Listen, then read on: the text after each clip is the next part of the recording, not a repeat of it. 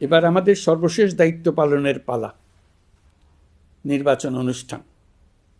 আজ এই মহান দিবসে আপনাদের সামনে এই বক্তব্য রাখার পর থেকেই আমরা আমাদের সর্বশেষ এবং সবচেয়ে গুরুত্বপূর্ণ অধ্যায়ে প্রবেশ করব। আমরা এবার একটা নির্বাচিত সরকারের কাছে দায়িত্ব হস্তান্তরের প্রক্রিয়া শুরু করব। অন্তর্বর্তী সরকারের পক্ষ থেকে আমি প্রধান নির্বাচন কমিশনারের কাছে চিঠি পাঠাবো, যেন নির্বাচন কমিশন আগামী রমজানের আগে 2026 সালের ফেব্রুয়ারি মাসে জাতীয় নির্বাচন অনুষ্ঠানের আয়োজন করেন। আপনারা সকলেই দোয়া করবেন যেন সুন্দরভাবে নির্বাচন অনুষ্ঠান করে এদেশের সকল নাগরিক একটি নতুন বাংলাদেশ গড়ার কাজে সফলভাবে এগিয়ে যেতে পারে।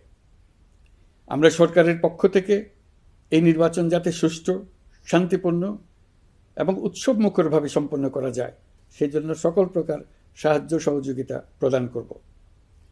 এবারের নির্বাচন যেন আনন্দ উৎসবের দিক থেকে, শান্তি শৃঙ্খলার দিক থেকে, ভোটার উপস্থিতির দিক থেকে, সৌহার্দ্য ও আন্তরিকতার দিক থেকে দেশের ইতিহাসে স্মরণীয় হয়ে থাকে।